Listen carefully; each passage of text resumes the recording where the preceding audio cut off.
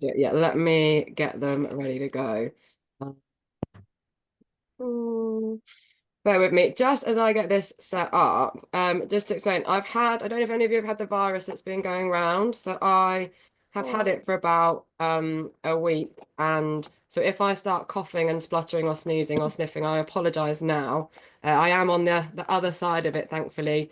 But just to explain that, please bear with me if I start having like a slight ugh, moment. Right, hopefully. showing up, and also we can't catch anything over the computer, so we're all Yeah, which is perfect. Let's just get this up. Here we go. So, can everyone see this okay? I mean, people can even give me a little thumbs up or just Mushka, if you can see it, I'm all going to good, assume all everyone can good. see it. Great. Yeah. What I'm also going to say is uh when I normally run my workshops, I love them to be like really, really interactive. Obviously we've kind of got less time today. So if you want to I'm going to ask some questions. If you want to use the chat function to respond, please do. Mishka, maybe you can help me with kind of keeping an eye on that.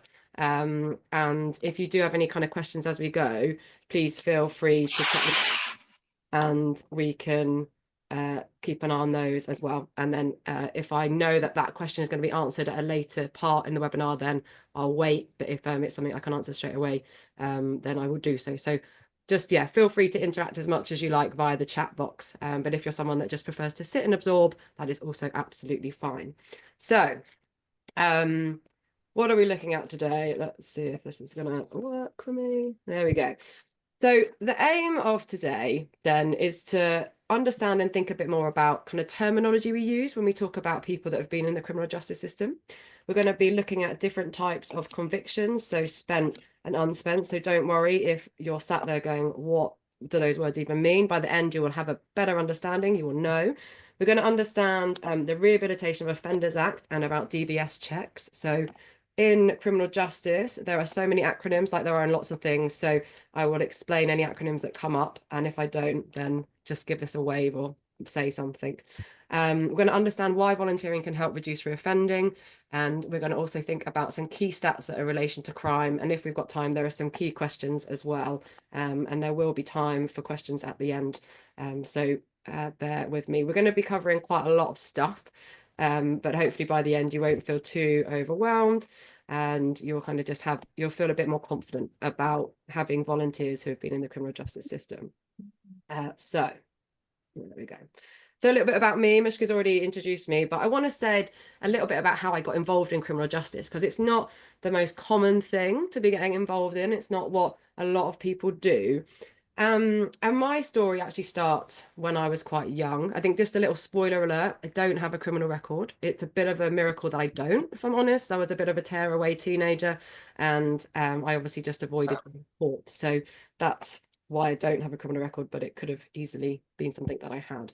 But growing up, I grew up outside of Brighton, moved to a small town when I was around 4, and we lived in like a little village on the edge of a town. And the first neighbours that my parents lived next to, we lived in like a private house, and it sounds really awful, but then in the village there was like an alleyway and then council owned houses. So they genuinely created a divide, but my parents don't have that attitude. So the first people that lived in the council house that was next to our house stole my parents' car and burnt it out. And I don't recall my parents kind of really fussing about it too much. I think not that because we had lots of money, we didn't, but more of a like, okay, well, it happens. The police were involved, but there's obviously a reason they did it. There's obviously stuff going on, so let's not get too worked up. That family I think moved out not long after, and a new family moved in, and the mum and stepdad were both addicted to drugs and alcohol. And the youngest boy, who was a year below me, often spent a lot of time in our house because my parents befriended this couple.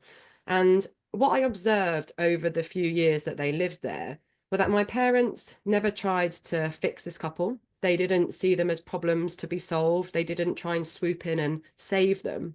What they did is they just loved them and they put in boundaries. If they were due to collect their child at a certain time and they were late, my parents made it very clear that that wasn't acceptable, and that whilst they were very happy to have him, we needed to stick to boundaries. They welcomed them into the home, they sat with them, they listened, but they didn't there was never that kind of, we're going to try and save you and we're going to try and change you. And sadly, the couple ended up, the younger child ended up getting taken off them and went to live with his paternal grandmother. And I don't know what happened to him after that, but that, I think that planted a seed in my heart of, it doesn't matter what people are going through, doesn't matter what their background is, you can still love them and you can still be with them and not see them as problems or projects to be fixed or solved. So from then, I think I just had like probably an unhealthy obsession actually with criminal justice, and always wanted to watch programs like Bad Girls. Some of you might remember that. And The Bill. I was obsessed with The Bill. And then, as Mishka said, as I got older, I studied psychology at university and ended up working in prisons, and have worked for the Probation Service as well, and also for a charity that supports people who've got criminal records when they come out of prison in Bristol. So I've got a lot of experience, and my real passion is about seeing people who have a criminal record actually have an equal opportunity to engage in purposeful activity, whether that's volunteering work or paid work, because it's something that, as we'll see from some stats, make a huge difference to people's lives. And I have a case study as well that I'll share later, which again shows the impact that it can have on people's lives. But what we're going to do first is to get into a little headspace. I want you to imagine the worst thing you've ever done. Now, I'm not going to ask you to share this. This is obviously completely personal, but I want you just to imagine and sit with that for just a short little bit of time. Because now I want you to imagine that you're walking into your workplace or your volunteer placement for the very first time. And everyone you're about to meet knows what that worst thing is before you even had the chance to get to know their name. They know what that worst thing is before they've even had a chance to find out about you and who you are today. Imagine being judged on that thing that I imagine happened a long time ago, or even a year ago, which actually is still a significant period of time, and you're very unlikely to be the same person today. Imagine the shame you might feel, and whether actually you'd even want to turn up on that day for the very first time because of the judgments that people might make about you. And I get us to think about this because actually when we are engaging with people that have been in the prison system or criminal justice system, a lot of them feel such a sense of shame about what they've done. And when they know that people know what they've done, they already believe that they're going to be judged. They already believe they're going to be treated differently, because the actual fact is that we as people are judgmental. And if we know something about a person, we'll automatically make a judgment. And it's easy to say and be like, I'm not judgmental. And I think we can work really hard not to be. But actually, there will always be some kind of little judgment that we make. And that's why if you do take on a volunteer who has a criminal record, it's really important not to tell everyone about it, but just to think about who are the key people for safeguarding purposes that we need to tell. And we will look at that a little bit later in more detail. But this is important because one guy that got work, he got actual work in retail. He said the biggest thing that made a difference to him was that they didn't judge him for his past, but they saw him for who he was today. And that's something that I really, I might say it a few times, I harp on about it, of like really trying to help to see people for who they are today, not about what they've done. So let's focus on the person, not the behavior. So we're going to spend a little bit of time thinking about words or phrases that come into mind when we think of someone who has a criminal record. So what I'd like you to do, oh, gone a bit quick, there we go, is trying to find out where the chat's gone. If you could put in the chat, what words or phrases come to mind when you think of someone who's been in the criminal justice system or has a criminal conviction or might be in prison, that would be really helpful. So put some things in there and we'll see what comes up. Okay, caution, yeah, prisoner, great. Keep them coming. Fear, empathy, risk. Yeah. Offender, great. Dangerous. Why? Yeah. It's one of my favorite words still, and I'm not a toddler. Still love that word. Okay, untrustworthy. Second chance, yeah. Great, thank you. These are great. So generally what comes up, and some of you have said these things, and I love all the things that are going on here, is that we think of things such as ex-offender or offender, criminal or crim, or convict, ex-convict. And I like to challenge these words a little bit because it can conjure up an image often in our head of a certain type of person. It is kind of language that we generally call like labeling language. So we're labeling someone based on action that they did, but not taking into account the actual person that they are. So kind of what I was talking about earlier. And that means that we're starting to create an identity for someone, which is an identity that they might not even have for themselves. But I don't know if you have kind of come across this before in schools when the child is labeled the naughty child, they often start to behave in that way. They play up to being naughty because they're like, well, you know, that's just who I am.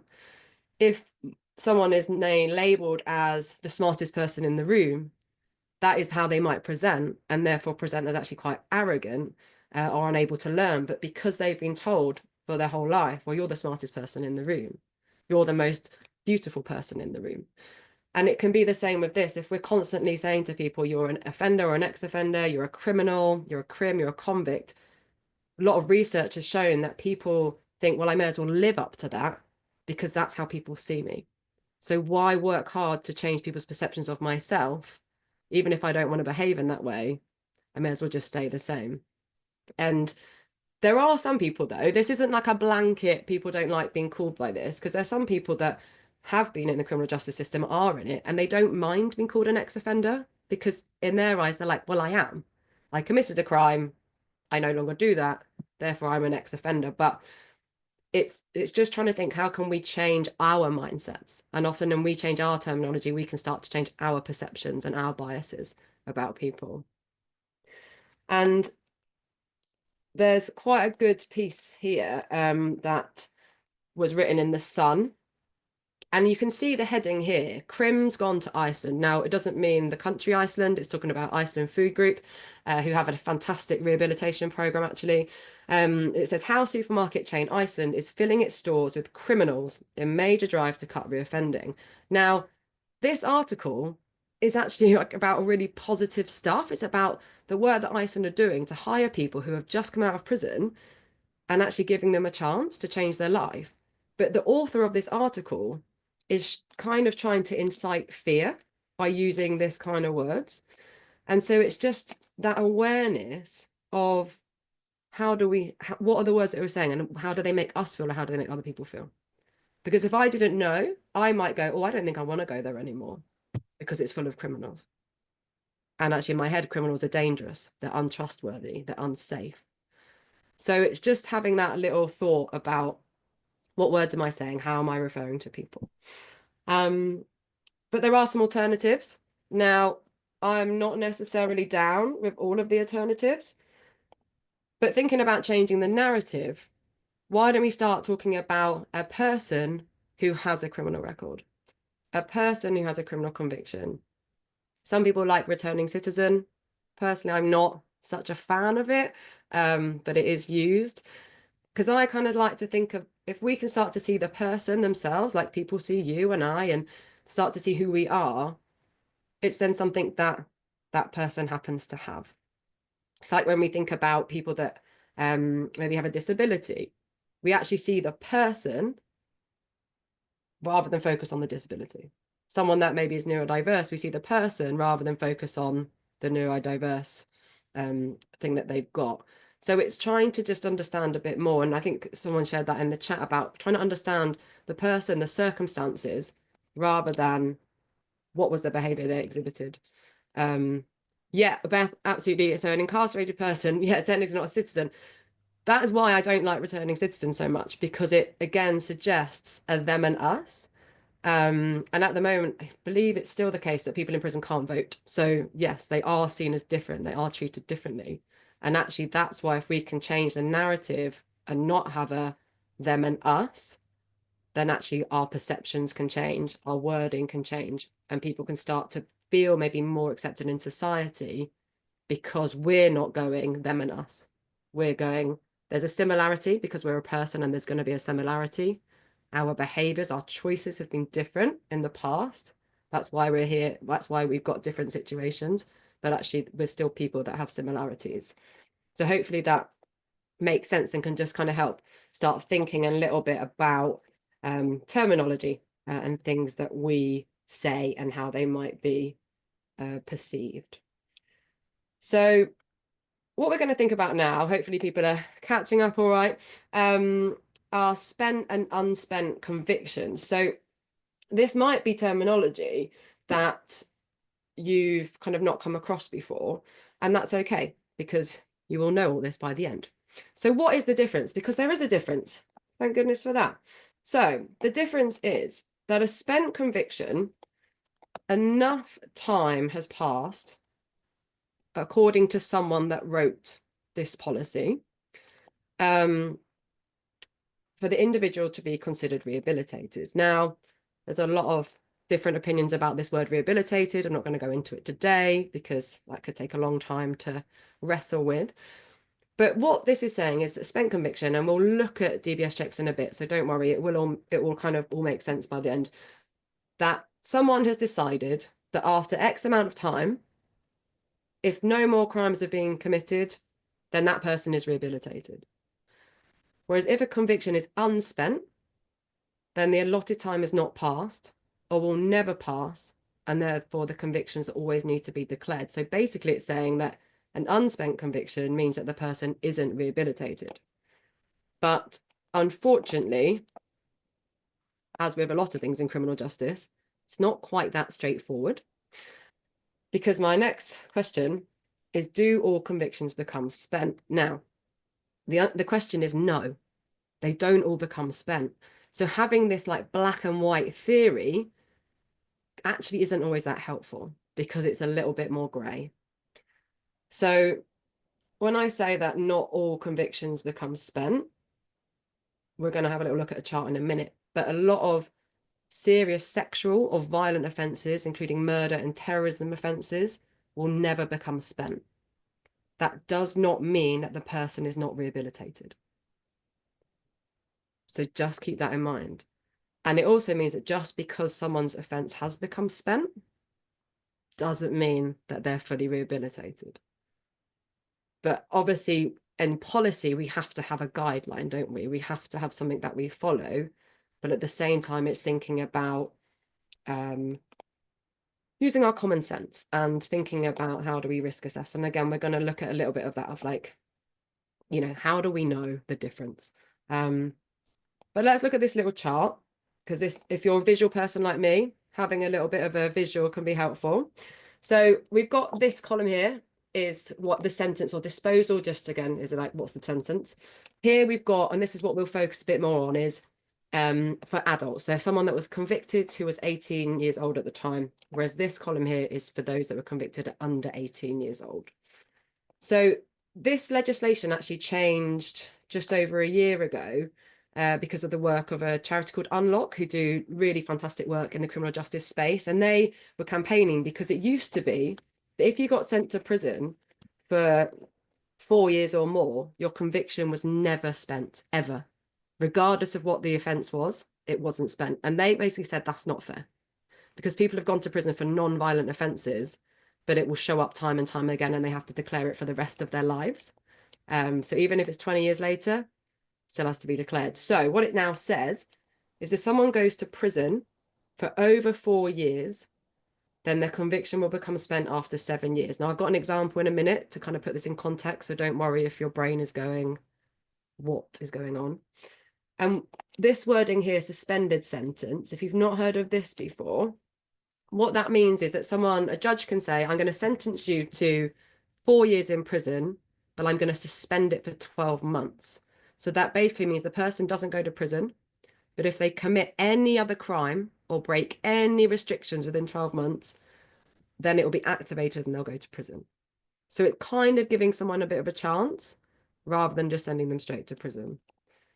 But as you can see here, serious violent, sexual or terrorism offences will never be spent.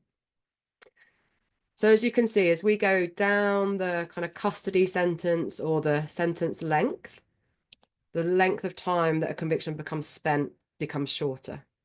So hopefully this is making sense. And if you then get a community order, which means that you don't go to prison. And actually, the majority of criminal records are to do with community orders. Then it's just done by the length of the order. So again, there'll be an example in a minute that will just help put this into a bit more practice and context. And then cautions, I haven't put them on here, but cautions are basically a bit of a slap on the wrist. You don't go to prison, don't go to court, the police deal with it. A caution will become spent immediately, but it's still a criminal record. So it will still show up on certain DBS checks. And that's what we'll cover as well in a minute. So as you can see, it can start to feel a bit complicated as volunteer managers and, you know, HR departments. Well, how on earth do we know whether we can hire someone or not? How do we know that they're safe? And you can't just go, is it spent or unspent? Because actually, like I said, not everything becomes spent. But let's have a little look then at an example. Is there any, just quickly check the chat. Yeah, I'm happy for the slides to be shared, just ask that they don't get shared kind of any further. So yeah, happy for that. So let's put this together. So you can say Jason was sentenced to 4 years, 5 months for burglary. He'll be released after he's served 50% of his time in prison, because that's what we do in this country. As you will see, if you were following the news about the early releases, people were getting released 40% of their sentence. His conviction will become spent 11.5 years after he was sentenced. So that's because he received a 4.5 year sentence and therefore has to wait another 11 years after the completion of his total sentence before it becomes spent. So if we go back to this chart, you can see, so if Jason got 4.5 years sentence, so 4.5 years plus 7 is 11.5 years. So hopefully that makes sense. And then, so Mandy was sentenced to an 18-month community order. That means she didn't go to prison. She would have had a set of restrictions that she had to follow in the community. That means her conviction will become spent after 18 months, which is the length of the order. So once she's ticked and signed that 18 months off, it's spent. She doesn't need to declare it at certain times, but will need to declare it at other times.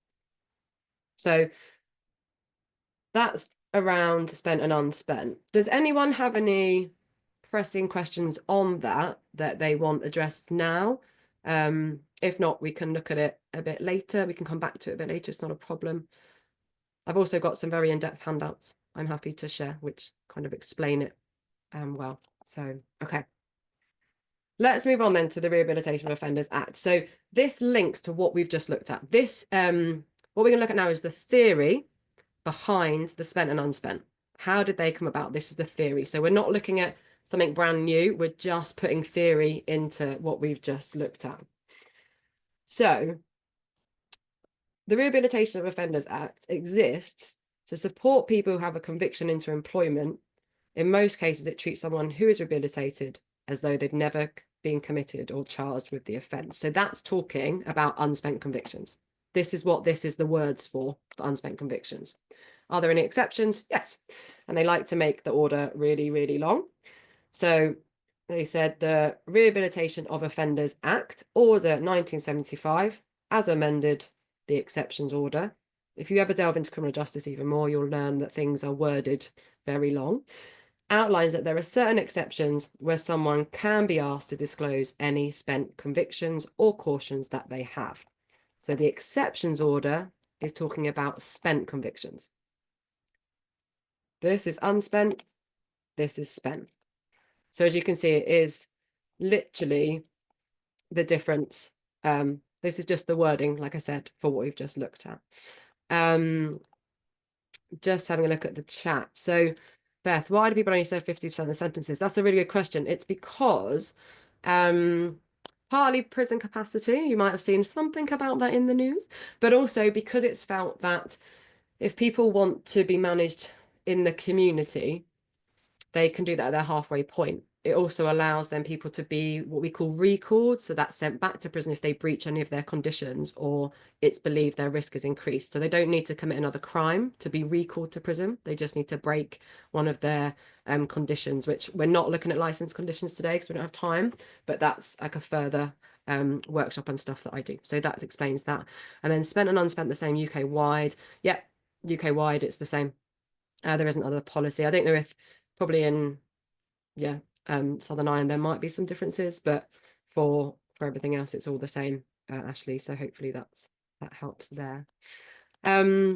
Just to add some complexity to something that could be straightforward, is I've written here, there's a filtered list. Now, the filtered list of convictions basically means that they will not show up on a DBS check that normally reveals spent convictions unless the person got a prison sentence.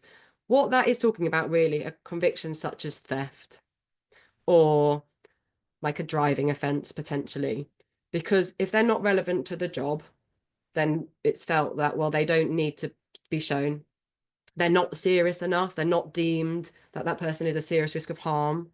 So they won't show up. But that's something that I personally wouldn't get too worried about. Like I have actually got an Excel spreadsheet of the list, which is from, I think, 2019. It's not the nicest list to try and figure out because they have the convictions are like the army, the navy, that kind of thing. And then it's like UK law, and then some, it can be a little bit, it's not a friendly list to look at, but it's just explaining that some things will be filtered, but they're generally really, really minor. So the main things to consider are the unspent for this bit, spent for this bit. So that's what we need to consider. Let's just have a little look. Here we go. Sorry, Republic of Ireland. Thank you, Emily. Fiona,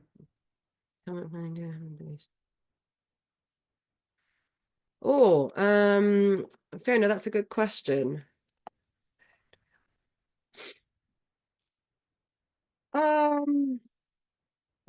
With people that have been in prison and have a criminal record, they're not a protected characteristic. So in terms of non-discrimination, there isn't an obligation under that because people don't fall under a protected characteristic if they've been in prison or have a criminal record. So the reason I kind of advocate is because I think it's really good for the person and kind of their value. So I think so. Obligation, I wouldn't say you don't have an obligation. It can be a really beneficial thing to do. Mishka, yes. So we're going to look at DBS checks now, because they are the difference. This is kind of looking at what is now the difference going to be on the DBS check. So let's have a little look at DBS checks. Okay, I would love to know your thoughts on this. This is a bit of a cheeky question, but I'd still love to know your thoughts. Do you think DBS checks are a pass or fail?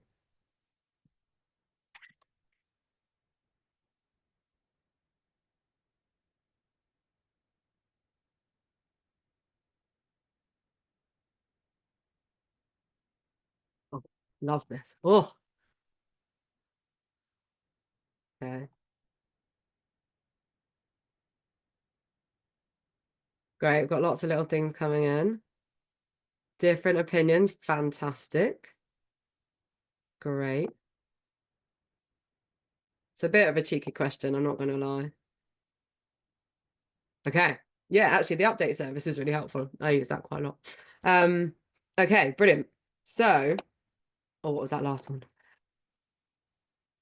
Yeah, Claire, nice. Okay, so generally, they're neither. They are simply an information gathering tool, but they are often used to decide whether someone can do the job. So the history around DBS checks is actually that, well, they used to be called CRB checks, Criminal Records Bureau, now Disclosing Barring Service, is that a judge would request one to see if there was a pattern of offending. So that when they had someone in front of them who had committed a crime, they could literally see if this was their first time or if there was a consecutive pattern of offending behavior. That was why they came around. But now they're used to see if someone can do the job, to see if someone can be insured for all sorts of things that don't even necessarily have relevance. So we're seeing about behavior that doesn't necessarily have relevance to whether someone can do the job or get insurance. So that's just where DBS checks have sometimes are now taken, I think, a little bit too far and are used a little bit too widely. They are fantastic if you are working with vulnerable people. Of course they are. It's really helpful to know if that person is going to present a risk to the people that they are meant to be helping, or even if they're going to be a risk to themselves in that capacity. So in thinking about the law, just going to say that if you only need to do a basic DBS check or no DBS check, but you ask about, so that would show up unspent convictions, but you ask about spent convictions, you are in fact breaking the law. So you're only allowed to ask about spent convictions if you genuinely need to do standard or enhanced DBS. So we're gonna kind of look at this.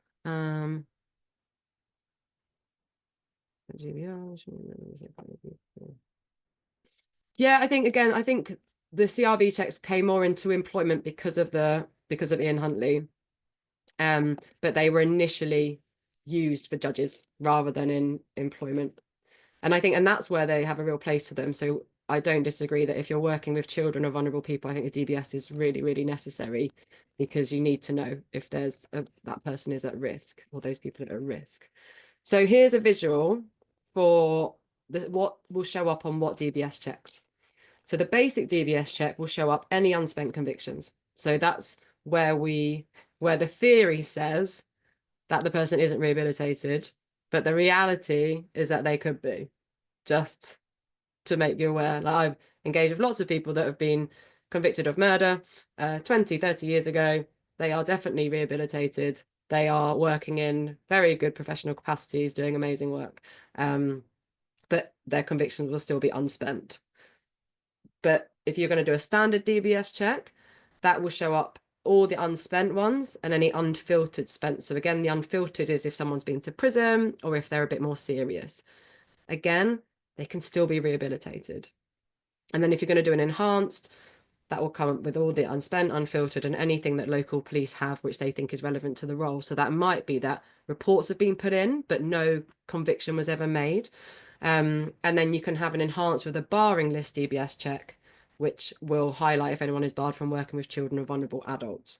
So these are the main ones. Now, generally, if you're in a organization that works with anyone who's vulnerable, or financial services, money, and you have volunteers that are looking at the money side of things, you would likely want to do a standard DBS check, because that would show if someone been convicted of fraud, have they been involved in money laundering, and those actually, like, these are things that are wise to find out. The same if, like I said, you're working with children or vulnerable adults, that's the same thing. Now, I do also work for a charity, and we, like I said, support people who've got criminal records when they're in the community. Now, we do a standard DBS check on all of our volunteers, because people in prison, whilst they're in prison, they are classed as vulnerable adults. When they leave prison, they're no longer classed as vulnerable adults, but our mentors may need to go into prison at time. So that's why we can get a standard DBS check done, because if they do need to go into prison, they are technically engaging with a vulnerable person. But as soon as that person leaves prison, they're no longer vulnerable.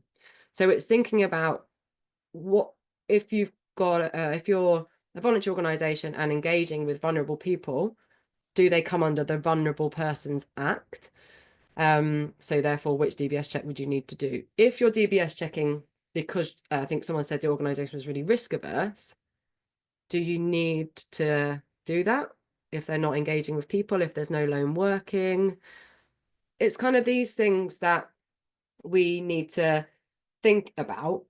And what I would encourage is, if you want to move away from constantly doing DBS checks and you want to try and change the way that you do things, I would encourage you to, if you've got like a voluntary application form, a volunteers one, is you can say that the role requires someone to disclose unspent convictions, but maybe you'll say that you're happy for them to disclose at interview, so that you get to know them a bit first. That person gets to come to the interview not feeling prejudged. and you get the opportunity to ask a bit more about their convictions. Yeah, it is a legal overshare. Yeah. So Beth, okay, good question. So violent crime wouldn't come up on basic. It depends if it's unspent. So if it's a serious unspent conviction, then if it's a serious violent crime, it will never become spent, especially if they went to prison. But some violent crimes wouldn't necessarily come up if they're already spent. And that would be because that person hasn't committed another crime for X amount of time, and it could have been a one-off violent crime. So it doesn't necessarily mean there's a pattern of behavior. But you could still ask about it, but allow that person to explain. And what I often recommend is people can write like a disclosure letter, which they can give you at the end of their interview, or they can read it to you, so that they're having the opportunity to explain to you what happened, what was the context, how long ago was it, which they're very unlikely to put on an application form. So it's just thinking, and I'm not saying that you shouldn't do basic DBS checks at all. It's just thinking about how can you save your charity money, and how can you do it in a way if you don't need to, if there isn't necessarily lots of people facing staff or lone working, in a way that also means that someone who has committed a crime doesn't feel like they're constantly being judged on that. So hopefully that hasn't caused too much confusion. I think it's food for thought. And I always knew that me doing this was going to cause you more food for thought and maybe bring up some more questions, which we can look at. But it's just trying to highlight, we're very quick to do a DBS check and we're very quick to want to know about people's lives. But if we go back to the question I asked at the beginning of imagining the worst thing you've ever done, and someone is asking you that over and over and over and over again, yet it has no bearing on the job that you're doing, when do we allow people to not be an ex-offender, for a want of that phrase? When do we allow people to move on a little bit of their lives? So those are just kind of food for thought, really. And there's what I'll do, yeah, in the slides, actually, in the body of my slide, in the notes, there's a really helpful link where you can check whether you can do a DBS check or not. And just it's by another organization called NACRO, who are, again, fantastic organization in the criminal justice space.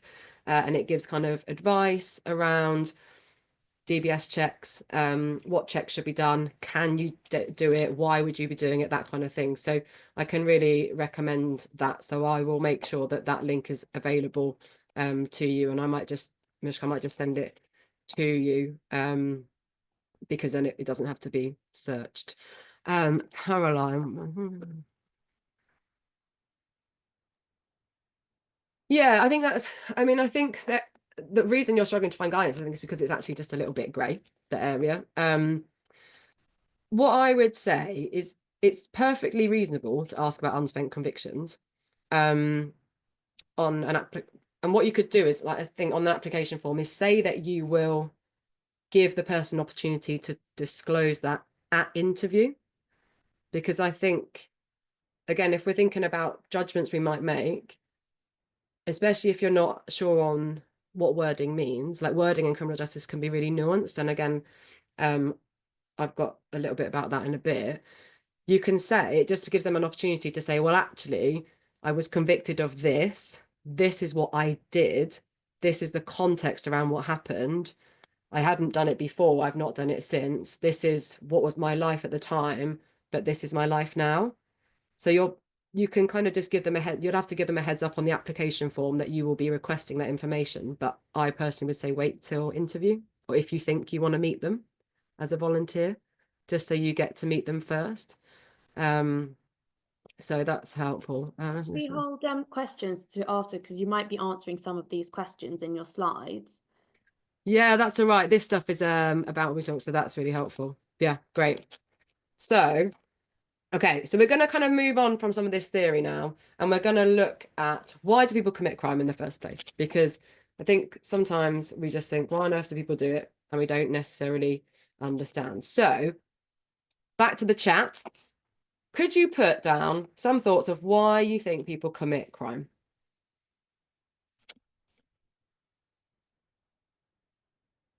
Poverty, yeah. Addiction, yeah. Economic need. Trauma, yeah. Financial issues. Spur of the moment, yeah, absolutely. Impulse is a big thing. Desperation, yeah. Circumstances, yeah. Coercive gangs, addiction, peer pressure. Yeah, brilliant. Lots of really great stuff. So, addiction, poor mental health, homelessness, trauma, greed, financial gain, boredom, thrill seeking, born into it. These are just, a few of them. To say as well, wrong place, wrong time. Yeah, absolutely. That women generally commit crime for different reasons. So women generally commit crime because of a partner. So it might be that they're holding drugs for their partner, or they're doing sex work because of a partner. Yeah, criminal justice service lets people down as well, like genuinely does. The amount of people that come out of prison homeless is terrible. Prison isn't necessarily about helping people prepare for the community at all. So there are kind of lots of different factors. It's never a clear cut answer to why people do it. But these are just some of the reasons, really. And some people are born into it. There are people whose families are involved in criminal justice and they are not encouraged to seek a different way. They are just into it, and that's all they think that they can do. So what helps to reduce reoffending then? Well, let's have a little look. So accommodation is a huge factor. Having a job or purposeful activity, so voluntary work. Having a positive community. If we think a lot of people that have committed crime feel judged when they come out, they're not going to try and make a new community. They'll go back to the community they know because at least they're accepted, because everyone's committing crime there. So, hey, that's a safe place to be. People need support. So this could be around addiction or housing or mental health. Support around that, but also structure. So the thing that people often say about prison is it provides structure. You get told when you wake up, you get told when to have breakfast, you then might do work or education or nothing if you don't want to. You then have lunch, you then go back to work and education, you then have dinner, you have gym. Like, it's very, very structured. And often when people come out of prison, they feel like they've lost that structure.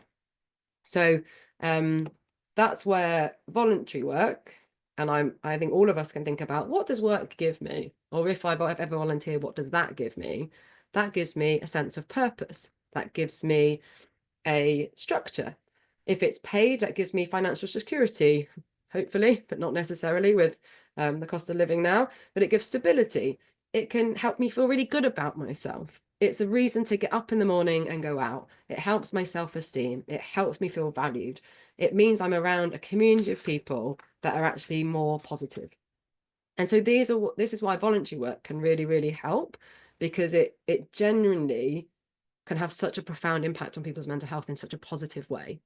And it helps them develop new skills. It helps them learn new skills, helps them show what skills they've got and put those skills into practice. And it can also enable someone then to have a reference to actually get work at a later date. So that's why it's incredibly, incredibly beneficial. So as we're coming into land, because I'm aware we've covered a lot, I'm just going to go through these key stats, because I think these are really helpful to think about. And then the questions I will just send with the slides, and you can have a little look at those in your own time. But some key stats. So as of July 2024, over 12.5 million people in the UK have a criminal record, which is roughly what 16% of the population. It's actually 1 in 4 people of working age have a criminal record, which is a lot of people. And I think often we can go criminal record, that means really serious offending. A lot of people have a criminal record because of minor offending and they didn't get sent to prison. So keep that in mind. But 97% of people in prison said they wanted to stop reoffending, and that having a place to live, support, and a job on release or purposeful activity on release would help. Employment can reduce reoffending by 50%, and voluntary work is no exception. It definitely helps. Over 90% of employers who have hired someone with a conviction have positively rated their reliability, motivation, attendance, and performance. So that's often a fear. Like, is someone going to be reliable? Are they going to turn up? Are they going to be hardworking? Yes. Out of 474 employers surveyed who had hired someone with a criminal conviction, only 23 had bad experiences. So that's less than 5%.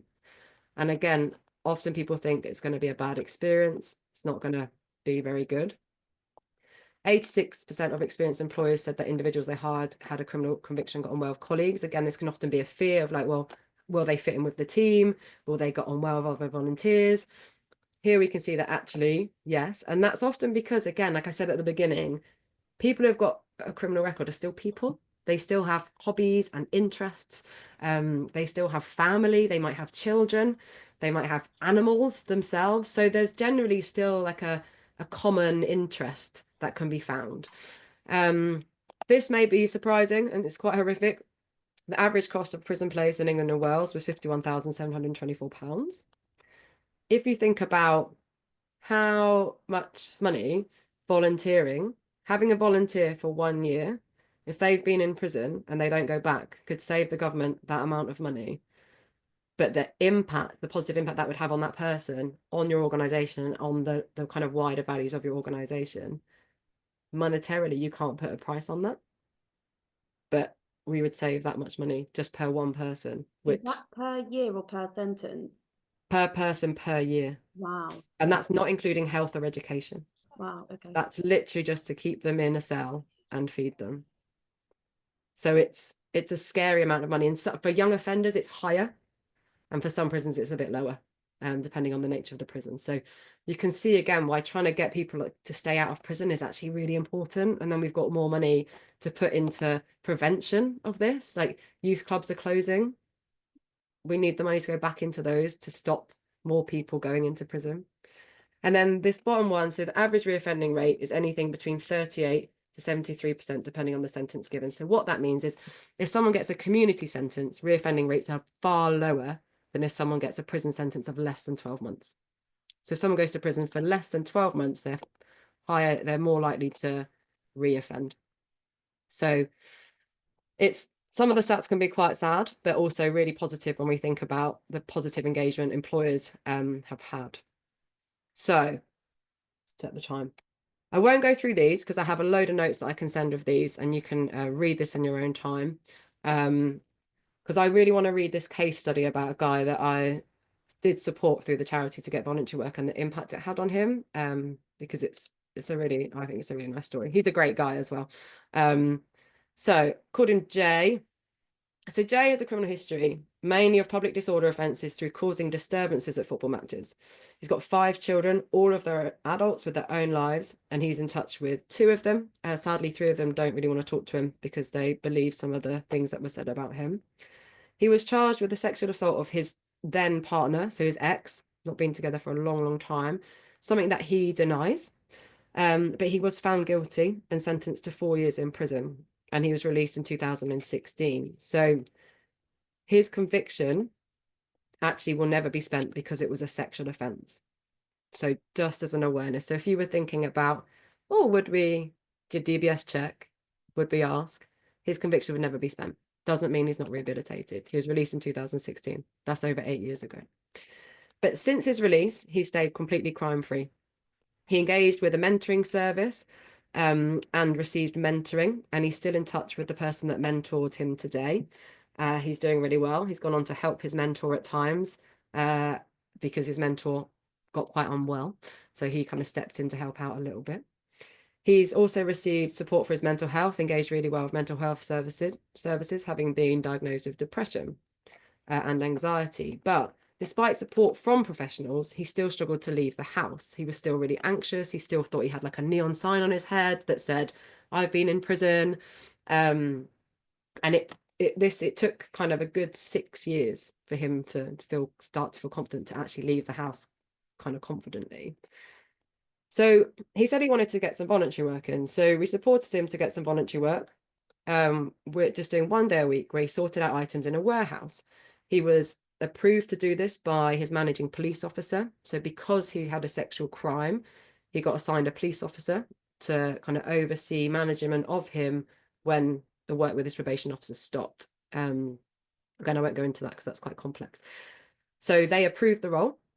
And I worked with him and the voluntary organisation to kind of explain, look, this is the situation. You know, they didn't necessarily want a disclosure at that time. They said, let's just see how he gets on. And actually, he was in that voluntary placement for nearly 2 years, and he said it was the best help for his mental health. And it used to be the only day that he actually left his house was to go to do that voluntary placement. And then nearly 2 years on, he upped his voluntary stuff to 2 days a week. He goes out nearly every day. He's kind of goes and sees his kids. He's had them stay with him. He helps out another guy that he knows who has physical disabilities and does his shopping. And he is far less anxious. He used to rock with anxiety when you spoke to him. He would fidget all the time, he would stutter, and now he doesn't rock. He rarely fidgets, he rarely stutters unless he feels a bit stressed. And he actually smiles a lot more and laughs a lot more. And for me, that shows the real positive impact that volunteering can have on people's lives. Like, it's not just about getting them out. It can be like the best thing for someone's mental health, because he says he's experienced a lot of trauma. And he says that when he's in that voluntary placement and he's sorting stuff out, it's the only time that he stops thinking about everything else, because he's just focused and he's just can be him. People don't know the past, they just treat him as him. And he just is completely zoned in and forgets about all his trauma. So it is really valuable. It does make a difference. So just kind of keep that in mind. But I'm aware that we've kind of rattled through this today, and it's a lot to take on. So hopefully you can kind of go back through the recording. You can see the slides. I'll send out that link as well. But hopefully you've got a better understanding now about terminology and why it's important that we think about the words that we use when referring to people that have been in criminal justice, that you've kind of understood a bit more about the different types of convictions, that understand about the Rehabilitation of Offenders Act and DBS checks, and hopefully you're not hugely like super confused by it all. To understand a bit more about why volunteering can help, and you've understood a little bit more about the stats. So thank you. This is my contact stuff. This is my website if you want to know a bit more. But if you do have any questions, we've got some time, so feel free to ask. Beth, I know you've got your hand up. I just want to say thank you so much, and I know we have 5 minutes left. If anyone wants to stay on for 5 minutes for a bit of a Q&A with Esther, but I really appreciate that presentation. I mean, the fact, and I want to make this clear, is that like that stat of 16% of the UK population might be going, you won't be giving them a chance to volunteer. And I know each charity is case by case, but have a think of on your website, does it make it clear that they have someone to, you know, on your application form, do you have an interest form of a volunteer interest form where they can just put their interest in and then give them a chance to talk about their unspent conviction? Beth, your comment on we ask volunteers to tell us about unspent convictions after they've been successful at an interview, and make it clear it's not necessarily a barrier to them volunteering, but opens the conversations. We only do this for support-based roles. I think that's really great. So yeah, thank you for that. Really appreciate it. Beth, do you want to ask your question to Esther?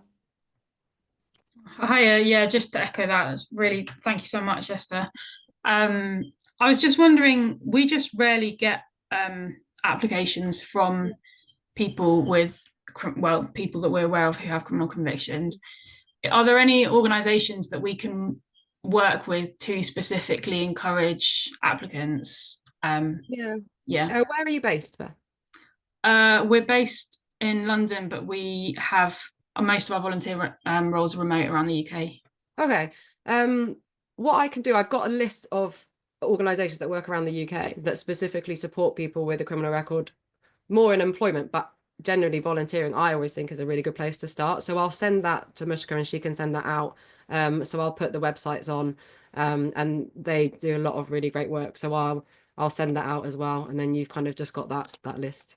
Thank you. That's all right.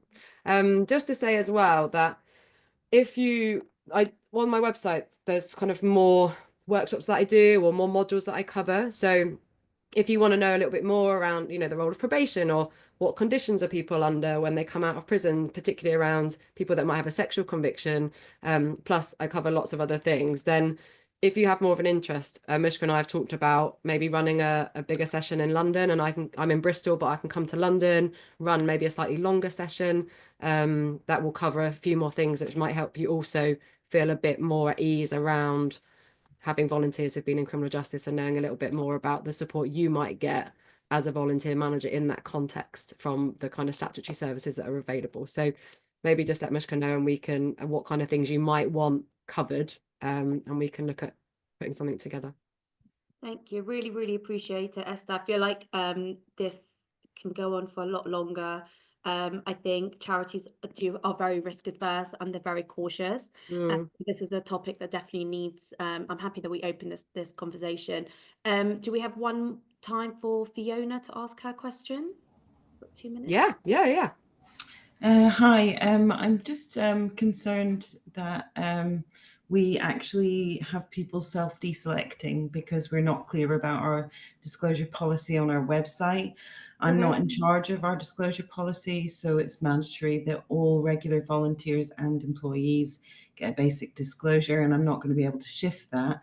But we don't say why, and we don't say what will happen if unspent convictions come up. So I wondered if you had any blurbs or information or good examples of where people have provided that information up front on their website, because we have literally had nobody come back with any unspent convictions on a single disclosure, which statistically must mean that they're just not applying. Yeah, I think wording around on application forms is really key, because as I said before, a lot of people, they do feel a lot of shame, so they actually just think, I don't really want to even go there. But I have got some really helpful blurbs that I can send over as well, that just explains very clearly, what are you going to ask, when are you going to ask it, and also the reason for asking, because I think that's sometimes helpful. And I think if it took me 3 months to find out that question myself from within the organization. It's like a minefield, I think, and this is where it generally is really, and it's why it's taken me 15 years to really kind of get to grips with it all. But thinking about, when would your organization be happy to know? And actually, I think interview is, personally, I think interview is a good place to allow that opportunity. We don't do disclosures until we've made a formal offer. Oh, so great. We don't ask up front. It's the fact that we don't tell you why we're doing it, what consequences will be. So I think people just don't apply because they know it's coming. Okay, yeah, that's helpful. I'll dig out the little blurbs I've got and get them sent over via Mishka as well. Right. That's beautiful. Thank you. I'm going to have a big follow-up email to send over, but I will send it to everyone with the link of the recording, the slides, any information. I will copy in Esther if you do want to ask any questions or put in another workshop with Esther. But really, really appreciate your time. Thank you so much for this. And yeah, hopefully we can all stay in touch. Yeah, absolutely. I've just had a look. I know, Beth, what I'll do, if we very quickly about reputational risk, I think if you have a really robust risk assessment and you can justify that actually you felt that that person was safe to be in your organization, that's all you can go on. And I think a lot of organizations and businesses have been concerned about reputation, and actually a lot of businesses that have hired people have said that their reputation has increased because of doing this work. So I think it's about, I think someone, you said you have a kind of a specific risk assessment. It's just kind of justifying why you did it. And I think the thing to remember is that you can have volunteers who don't have a criminal record, but they could still go on to do something that actually is really inappropriate, which you can't predict. So at least I kind of feel like, at least if you've got some information, you're in a much better place to predict risk than not having any information. So that's something. We definitely had volunteers that they didn't have a criminal record, and then they totally broke all the boundaries, more than the volunteers who do have a criminal record. So just keep that in mind. Yeah, I have a little risk assessment that I put together, but it's quite similar to normal risk assessments, I think. But I can happily send over what I normally use or encourage people to use. Brilliant. Yeah. Okay, I don't want to go too much over time, so thank you, Esther, again. That's all right, you're welcome. And yeah, I'll send over the follow-up email. Thank you, everyone, for joining. Thank you. Bye, You're guys. welcome. Lovely to meet you all. Thanks a lot. Thanks.